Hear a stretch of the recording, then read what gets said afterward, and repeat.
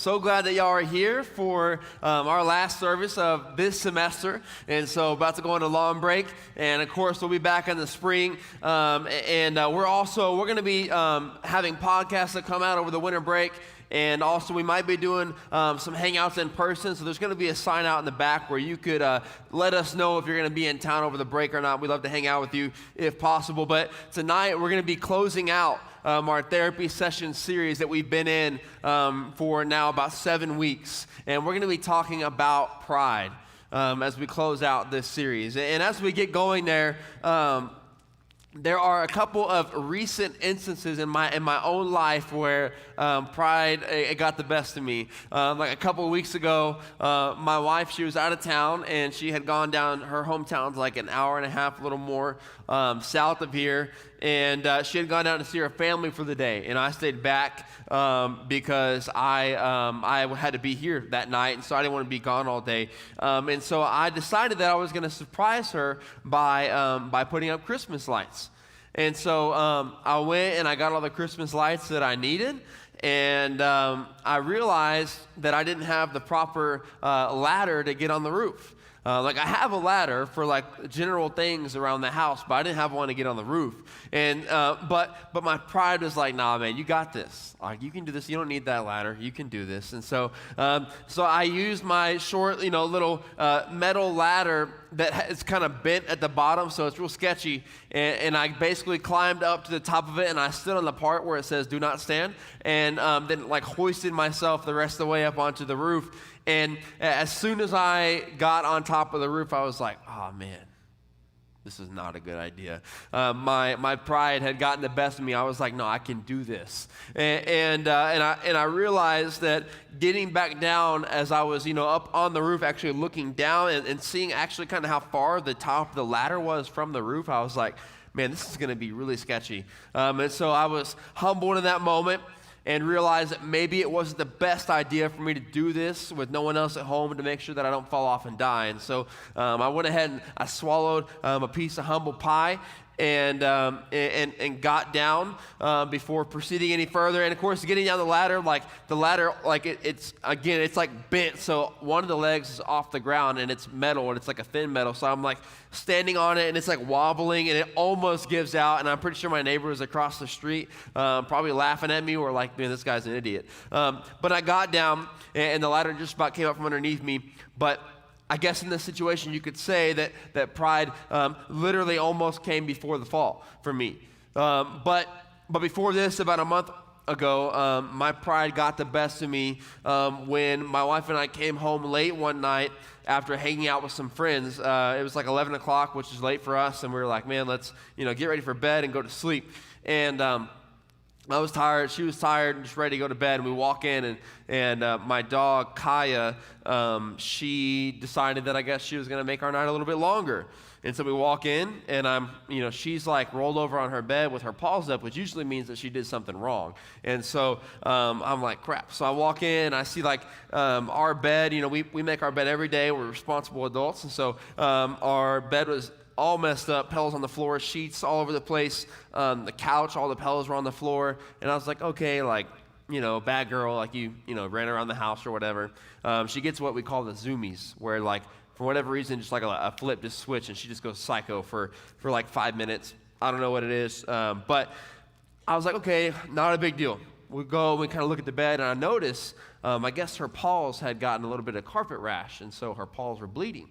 And so there was blood all over our comforter and our sheets and the couch and the carpet in the other room. And it's all over the place, this huge mess. So now instead of getting ready and going to bed, we were going to be cleaning and washing sheets in our comforters so that we could go to sleep. And so I got really angry because I was tired, so I was already grumpy, and I got really angry at my dog, Kaya, and I'm sitting there just like glaring at her, but at the same time, she's kind of cute, and so I'm trying to fight that, and I'm really, really upset, and for the next hour and a half, I'm just stomping around the house like a big baby. And my wife, after a little bit, she's like, hey, probably don't need to be angry anymore. It's been a little bit, and it's a dog, so, maybe calm down, maybe you're overacting a little bit. And I was like, no, I'm going to be angry for as long as I want the rest of the night. And so like in the morning I wake up and I'm still kind of upset. But then I see my dog, staring at me like she does every morning, like wagging her tail. And I'm like, okay, I forgive you. But I was angry all that night. And it was my own pride that kept me from listening to my wife and calming down and letting it go. I didn't want to listen to her. My pride was like, no, you're right. You should be angry and you should stay angry.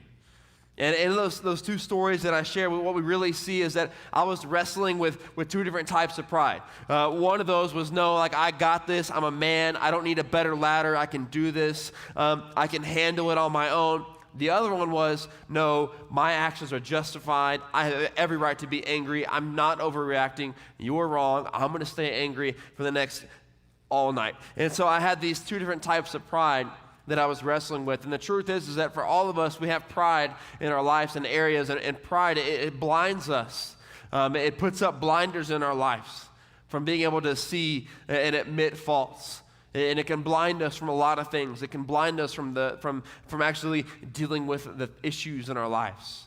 And we're going to see that tonight in this story in Luke chapter 18. That's where we're going to be, Luke 18. And I think for a lot of Christians, we surrender our lives to Jesus. We humble ourselves, realizing that we need a Savior, that we need forgiveness, and Jesus is those things. But then as we start to follow Him over the weeks or the months or the years, we can begin to have a lot of pride, and especially a spiritual pride like we're going to see in this story. And there's a lot of ways that pride can come out. A lot of things that pride can be tied to. I mean, pride, it can be in the form of like a self-love where it's just like, oh, look at me. I'm so great. Look at all the stuff that I do. Look at all this and that. And like it's all about you. And you're so much about yourself that it's just like, it's prideful. But then you also have like the self-hate where you look at yourself and you constantly tell yourself that you're not good enough, that you're not enough, that you're not worthy, that you're not valuable, but yet at the same time you claim Jesus, and then there's a problem there because Jesus has offered you worth and value. And so there's a pride there saying that I know I got Jesus, but I'm still not enough. And then there's also the being judgmental side of pride. Judging others, and instead of looking at yourself, you're more consistent and more comfortable with looking at other people and judging them. That comes from a place of pride. Then there's also the entitlement. Maybe you grew up and you were spoiled and you had everything your entire life, and so everything belongs to you. Instead of being grateful and thankful for the things in your life, you just have all this pride surrounding you. I mean, there's so many ways that pride comes out. Being defensive at everything, like anytime someone disagrees with you, you get really upset and angry and you get really defensive. Like that comes from a place of pride because you can't handle someone disagreeing with you. There's so many ways that pride can play out. Even for me, as I was thinking about preaching this message on pride, like I could be prideful while preaching about pride. I could be so consumed and worried about what you guys would think and how y'all would see me, and if I would say and sound okay. I could be worried about all these things instead of just worried about, man, what does God want to say to them?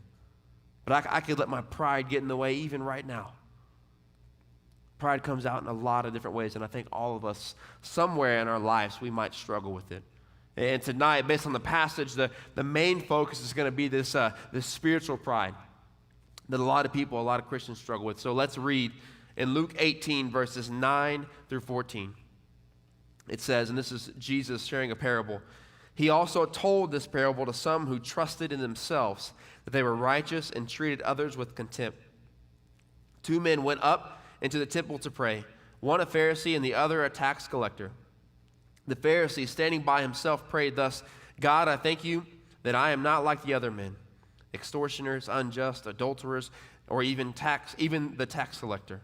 I fast twice a week, and I give tithes of all that I get. But the tax collector, standing far off, would not even lift up his eyes to heaven, but beat his breast, saying, God, be merciful to me, a sinner. And Jesus said, I tell you, this man went down to his house justified, rather than the other. For everyone who exalts himself will be humble, but the one who humbles himself will be exalted. So tonight, as we go through this, we're going to be looking at the differences between pride and humility. Because, we don't want to be prideful, so the opposite of that would be humility. So we're going to be looking at how those kind of compare and contrast in this passage.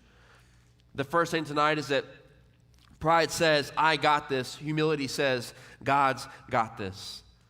We read in verse 9, it says that some who trusted in themselves, that they were righteous. They trusted in themselves. So the Pharisees, this Pharisee in particular, he felt like he was righteous and didn't need Jesus. He was like, I got this. Thanks, Messiah. Thanks, Son of Man. Like, I'm good. Like, I'm righteous. I don't need you. I got this. Basically felt like he knew better than the Son of God. You see, pride, it convinces us that we can do it all alone. That I'm going to handle this. That I got this. I don't need anybody else. I don't need help. I've accomplished this, and I'll continue to sustain it. And this I got this attitude of pride, it can affect a lot of areas in our lives. And what it does is it drives us away from God when we actually need Him the most. When we are actually going through something and we need to humble ourselves and bring it to God because we are not in control, but instead we say, no, I got this. I'm going to handle this on my own, God. There's this, we see with the Pharisee, there's this aspect of if I do enough good things, God will be pleased with me. If I do enough, God will be pleased with me. But then there's the opposite, and this is what Christians want and should want to be, is Jesus did enough to make me enough. I'm good with God because of what Jesus did. There's two different things going on there. One is saying, God, I need you. I don't got this. I need you, Jesus. And one is saying, no, I don't need you. I got this. And we see that the Pharisee, he thought he didn't need God. He was righteous without Jesus according to his own heart. And the Pharisee thought, man, I got this, but the truth is that he was never going to be righteous unless he realized his need for the Messiah that was right in front of him. And for us, like, we're never going to be righteous in God's eyes unless we submit our lives to Jesus, unless we surrender our lives to Jesus and realize our need for Him. And I think a lot of us, we've been maybe stuck in a sin struggle or something like that, and we thought, man, like, I can do this, I got this, I don't need help. I don't need Jesus to step in. I can handle this one on my own. But that comes from a place of pride, thinking that we can handle our sin or any other struggle alone. Many times this actually happens for Christians after salvation. Like, we've put our faith in Jesus, but we believe the lie that maybe now, like, I'm a Christian, like, I'm not supposed to struggle, and definitely not publicly, like, I got to keep my image together. And many times when it comes to fighting temptation and sin struggles, I've actually met with a lot of people, with students over the years, that have actually told me before that, like, they don't want accountability. They don't want help in a struggle that they're in because that's a sign of weakness and they can handle it on their own even though they're falling apart on the inside. And I'm like, man, like, no, like, that's a sign of pride. Like, you can't handle this. You do need accountability. But when they say that, I'm like, oh man, like, you're missing it. I had a guy last year come to me, and he was battling with a sexual sin, and we met specifically for this. Like, he said, hey, I want to meet. I'm struggling with this, and so we meet. But the conclusion we come to is he literally said, like, I don't need accountability. I can handle this on my own. I'm gonna figure it out. And I was like, oh man, like that's so prideful to think that you can handle the sin that Jesus had to die for because you couldn't handle it. And I thought, man, like, you're missing it. Like, you do need accountability. You do need Jesus to step in. You need help. I can't do it alone. You can't do it alone.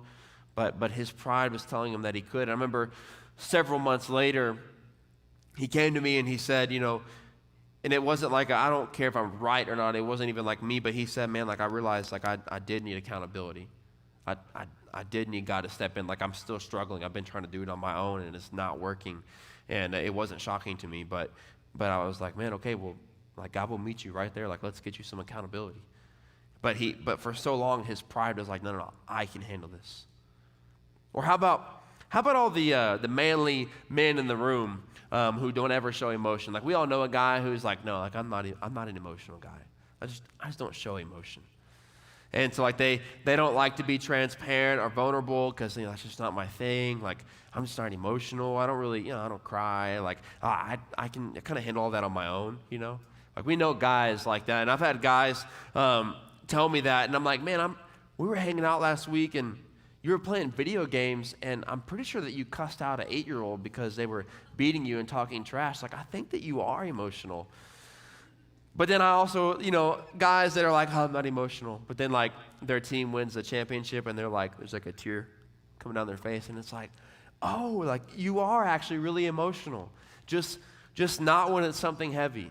Just not when it's when you're going through something that's going to require you to be vulnerable. Just not when it's a real struggle that can make you seem weak. Just not when God actually wants you to get help. Then you shut down and say, I'm not emotional. I'm fine. Christian F word, I'm fine.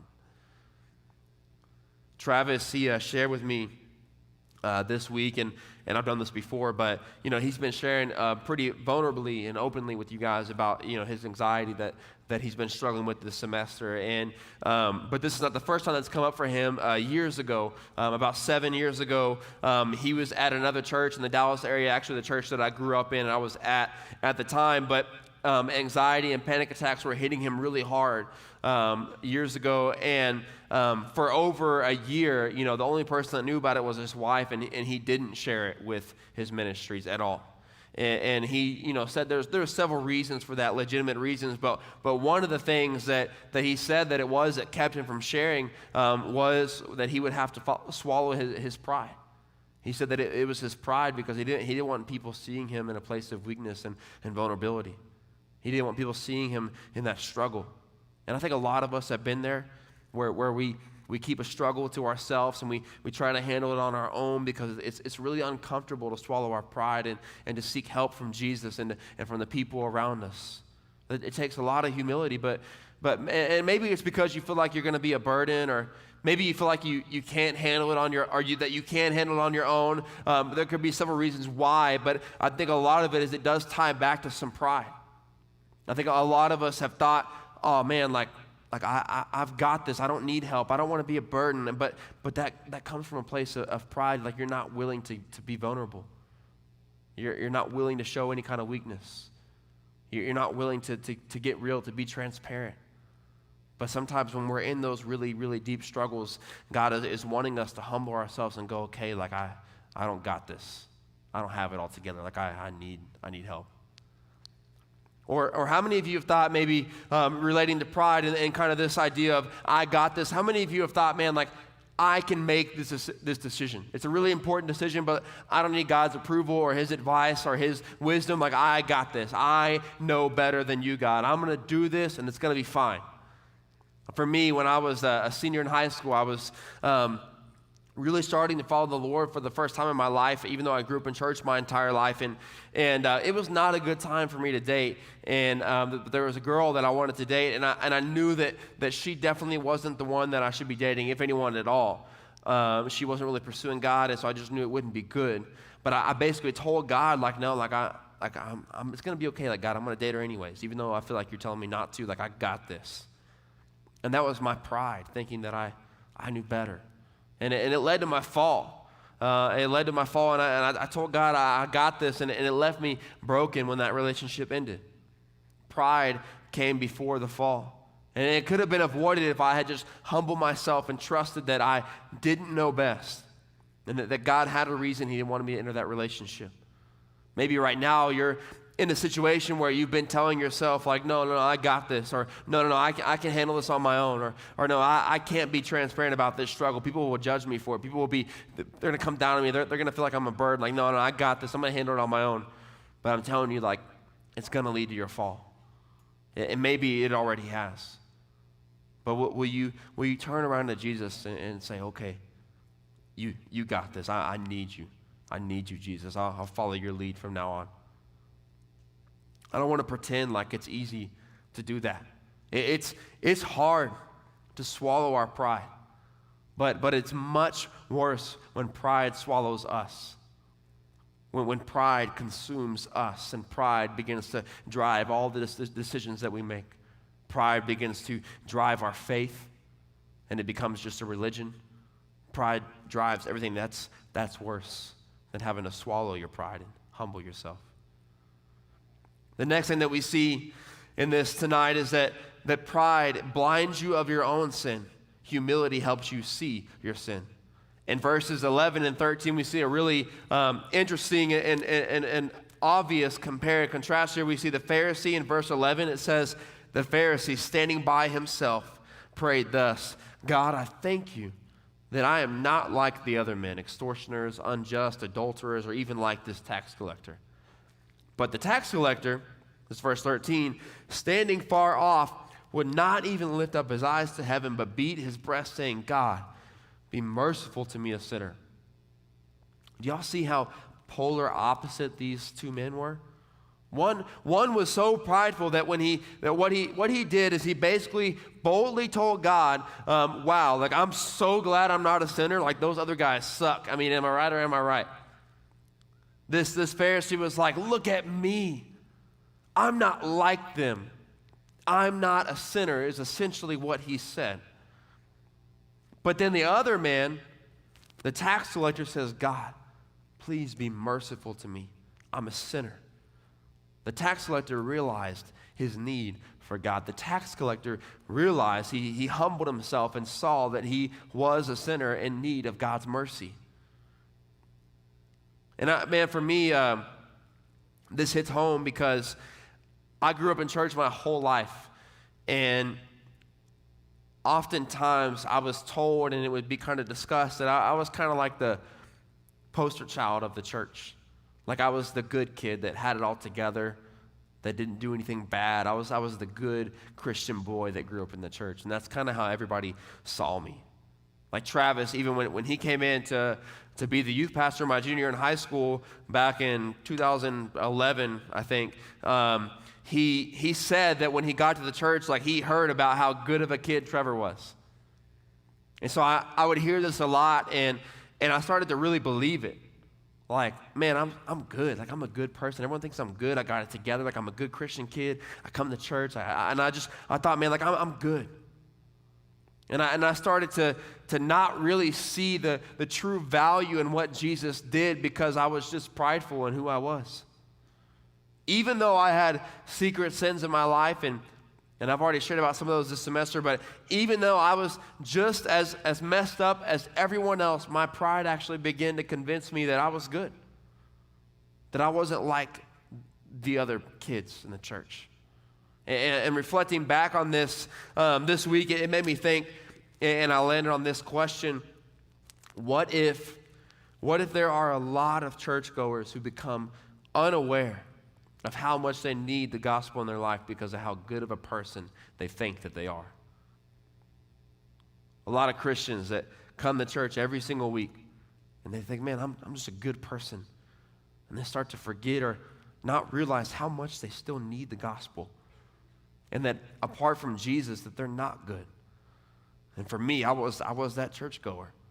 And if we're not careful, we could very easily become like the Pharisee in this story, not realizing that no matter how long that we've been a Christian, no matter how long that we have known Jesus, no matter how much we know about God's word, we still need the gospel and the grace of Jesus every single day. But instead, we can become blinded from our own sin by our own pride, completely lacking self-awareness.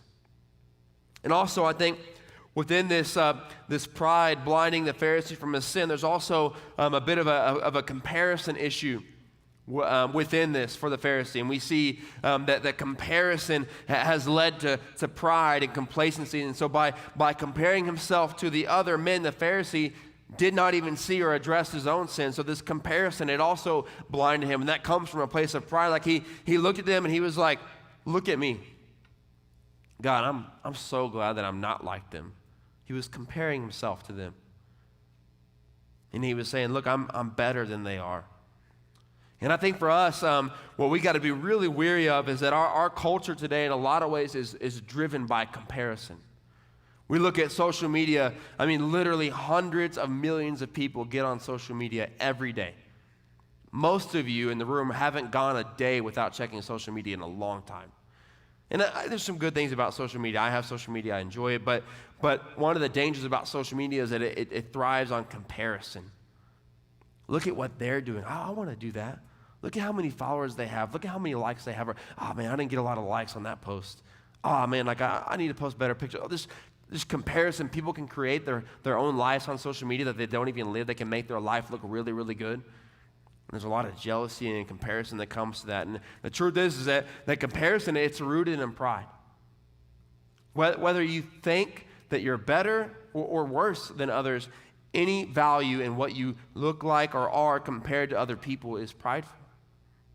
Living our lives for others to like us or to be better than others, it comes from a place of pride, and I know it's exhausting. We talked about identity in this series a few weeks back, and we talked about how Jesus gives us this new identity by faith, and if Jesus, when we put our identity in him, he gives us our complete value and worth. So if that's the case, if he gives us our complete value and worth, then to keep comparing ourselves to others and trying to get others to like us and being concerned with how we look compared to them, it's prideful. It's saying that Jesus' value and worth that he gives us is not enough. And it's exhausting to live that way. When you think that the one thing that is enough actually isn't. And this type of pride, it eats away at us. This Pharisee, he had created his own standard for what makes him good and righteous instead of submitting himself to God's standards for righteousness, which is to say, be merciful to me, a sinner, like the tax collector said.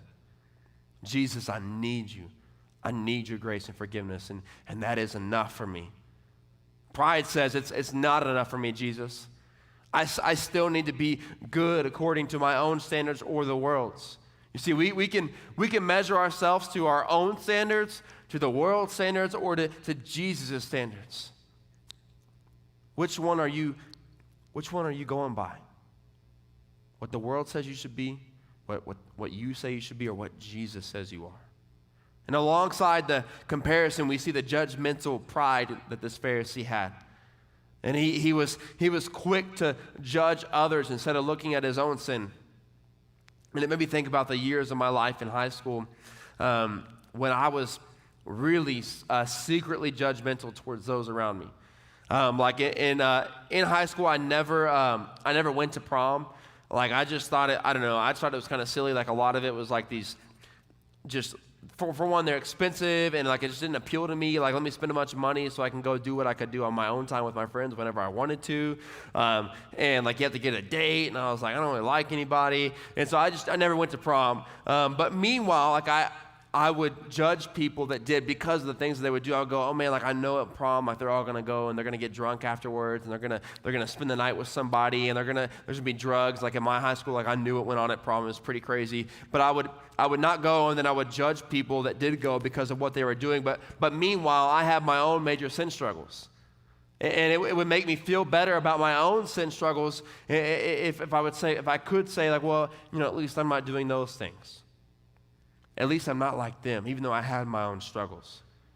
Or how about for me, like I know also in high school, in the locker room, it was super common for guys to joke about the porn they would watch, make jokes about it, brag about it, or the girls that they were with or whatever, and I would judge them for it, thinking that I was better than them. Meanwhile, I was also watching and I just didn't boast about it, and so I thought, oh, I'm better than them. You see, pride, it blinds you of your own sin, and it leads you to judging others like this Pharisee. But humility, it helps you address the sin in your own life. Humility, it makes you a better witness to others for Christ. People listen to the humble person. Nobody likes a prideful, arrogant person. Nobody wants to listen to a very outwardly prideful and judgmental person. If I stood up here and talked about pride but told y'all that I don't struggle with it, like, what am I even saying? So I came to this question that we got to ask. Am I more comfortable admitting my own flaws to God or pointing out the flaws in others? Am I more comfortable humbly bringing my sin to God, or am I more comfortable just looking at other people and judging them for what they do, like this Pharisee did? The next thing tonight that we see about pride is that pride is about my works. Humility is about God's grace. We see in verse 12, the Pharisee, when he was praying and boasting about himself, he said, I fast twice a week and I give tithes of all that I get. So for this Pharisee, everything that he did was based on his works. Everything that he did, his entire religion and his entire belief about God was actually just based on him following the law and doing a lot of good things and making sure that his appearance was well kept in front of other people. It was about his works. He believed that his stance with God was based on the things that he did. And he wanted his works to be seen by others. And Christians today, we can easily fall into the same prideful way of life, even when we talk and hear about Jesus' work on the cross over and over, like we just sang an amazing song about the cross and what Jesus has done for us, what he set us free from. And we can hear that and we can sing that week after week, but then we can also, at the same time, Monday through Saturday, be only concerned with, instead of what Jesus did, it's about what am I doing or not doing. What good works or bad works have I done? And the truth is that living as if your stance with God is based on my works and my good deeds, it's to reject the cross. It's a form of pride to think that you don't need to keep hearing and dwelling on the gospel. I cannot ever get away from the gospel. I cannot ever think that I don't need the grace and forgiveness of Jesus, not a day in my life. And the truth is that we see a lot of this in our culture, this idea that, I'm a good person. Like, oh, they're such a good person. Like we've said that about people. We've maybe thought it about ourselves like I did. Like, oh, they're so good. Like they're such a good person. And I hear that, and like I've done it before, but I'm like, oh man, like if only you knew what they have done. Would you be saying that they were a good person? And then I start to think about, man, like who actually determines what is good? Because if you say that God determines what is good, then we know that no one is good except Jesus. No one. Not the preacher in the pulpit, not you, not the deacon at the church, not the leader in the church, not the worship leader. Nobody. Not even the people that we look up to in our culture as the good people. Not even them. No one is good but Jesus. But in our culture, we don't necessarily care about what God says. And so if you say, oh, I'm a good person, or oh, they're a good person, based on what standard? Because if God is the one that determines what is good, I bet that you and I have broken almost every single thing that we possibly could in God's commandments. But you're good because you help the old lady cross the street and you tithe every week and you don't drink? Like that's a lot of times what we, especially in the church culture, we look at, what do I not do compared to them? That's what makes me good. But the truth is that there's no cosmic scale of good deeds outweighing the bad deeds, and that's what gets you to heaven. If you and I determine what is good, then really anything is good and it doesn't matter. But if God, if he determines what is good, then we know that it's Jesus and we need him. But if it's our own view, I'm good. Within this, you start to view yourself with this standard, but you also start to view others through this standard. And the truth is that you cannot have grace towards others if you don't realize your own need for that grace first. If I don't realize that I'm not a good person apart from Jesus and then I need that grace, if I don't realize that, then I'm not going to be able to have grace towards others. I'm going to judge them and I'm going to hold them in the same standard that I hold myself to. Rejecting God's grace and forgiveness for you or for anybody else, for that matter, it comes from a place of pride. Pretending that you're not worthy of his grace or that you don't need it, that comes from a place of pride. Thinking that they don't deserve God's grace comes from a place of pride. In anything, and thinking that you can move on from needing God's grace and forgiveness, it comes from a place of pride. You're not too good for God and you're not too dirty for God. We need to know both of those. Both of those. You're not too good for God and you're not too dirty for God. Your sin is not more powerful than God's grace. And I think a lot of people, they think that they're far from God because they've sinned so much. And maybe their sin has made them feel really far from God, but I also think that a lot of people have sinned so much because they are far from God. That because you are not following after Jesus, because you have not humbly realized that you're a sinner, that you need his grace and forgiveness, and so that you're not close to God, then naturally, like, you do fall into a lot of sin. We've got to realize that Jesus is the only thing that can set us free from sin, and coming near to him and humbly bringing our sin to him is what helps us fight against it. So what if you sin so much because you haven't humbly come before God with your sin, saying, okay, God, I know that your grace is enough for me. I know you can forgive me. I need your mercy in my life. Will you set me free, God? What if the key to doing more good things is actually realizing that you're not good and that you need Jesus and that he will make you righteous? But doing this, it takes humility. It takes humility to admit that you need God's grace and that you need his forgiveness. It takes humility to realize that your sin isn't keeping you from coming to God. You are keeping you from coming to God. For a long time, I had a lot of sin in my life, and I was making the decision to not bring it to God. I was letting my own pride and ego get in the way. I was keeping me from coming to God with it. It's never been about how many good or bad things we've done in our lives. It's always been about realizing that we always need God's grace and mercy and that we're only justified through Jesus. That's what this tax collector realized that this Pharisee didn't. This Pharisee did not realize that his good works and his law-keeping didn't justify him before the Son of God. Jesus justifies us, not our works. And it's not that works are bad. Like when you surrender your life to Jesus, there's going to be evidence of that. If I've really come to Jesus and said, okay, I need you to be my Savior, I surrender my life to you, then yeah, there's going to be evidence in my life. I want to be more like Jesus. I do want to be more like Jesus, and there's going to be some good works, but Jesus is the one that justifies me, not my works. Humility is to recognize that we need God's grace and that our works aren't ever going to be enough. And also, humility is also to recognize that we cannot out-sin God's grace. That however much you've messed up, whatever you've done, you can humble yourself before Jesus and he will forgive you, love you, and have grace for you. You cannot out-sin God's grace. Don't let your works, good or bad, keep you from experiencing Jesus.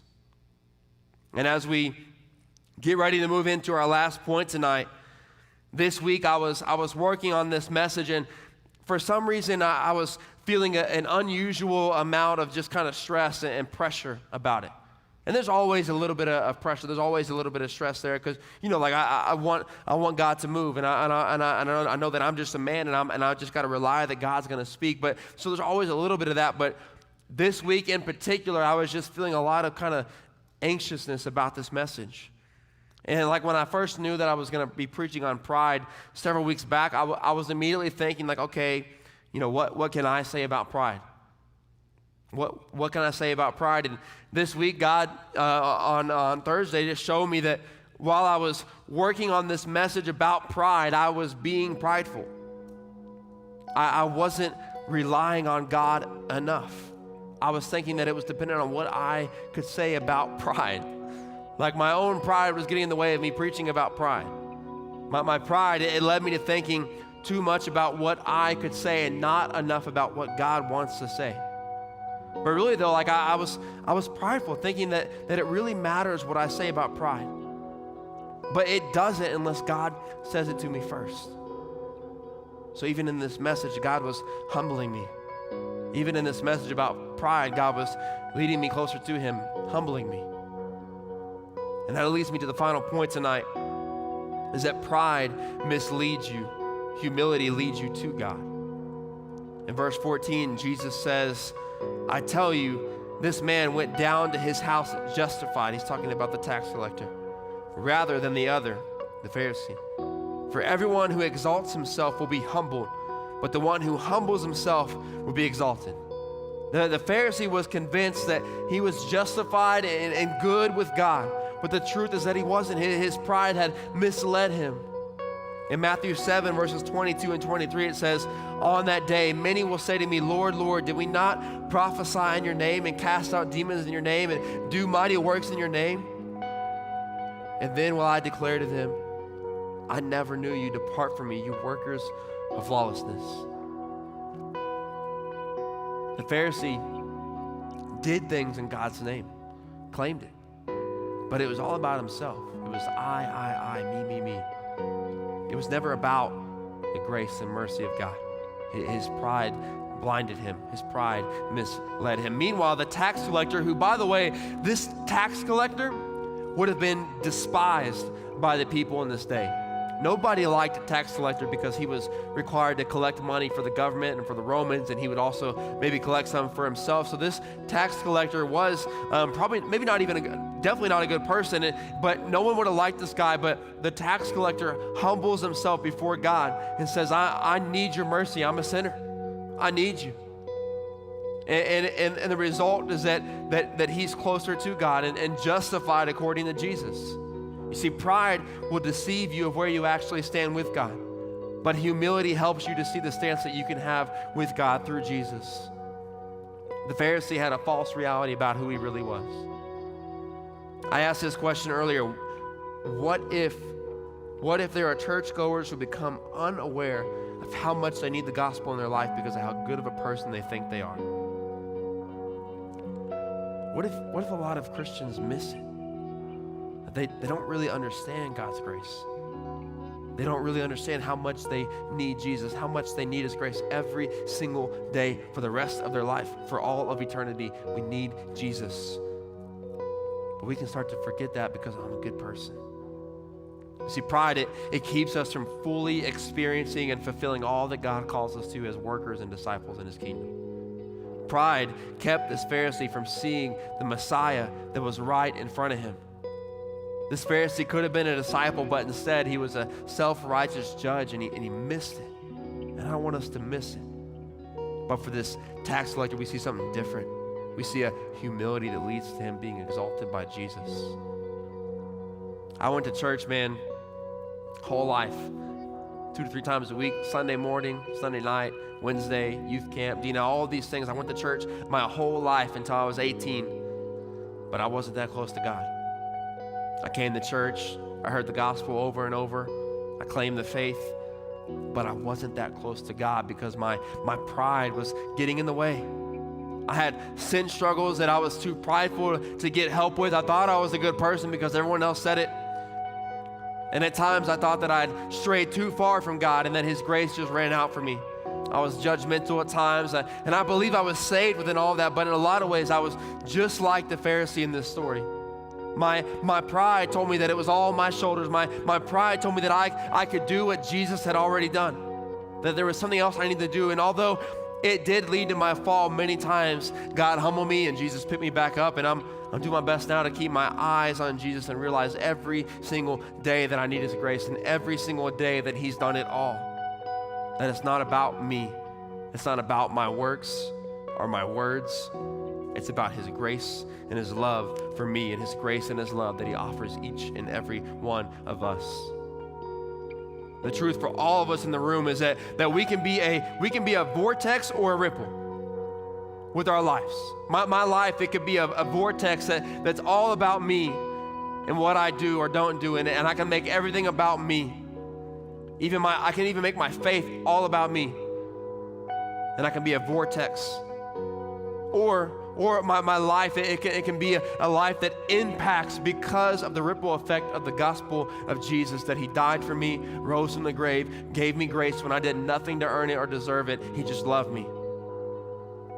It can be a vortex sucking the life out of everything, making it all about me, or I can be a ripple effect for the gospel because of what Jesus has done for me.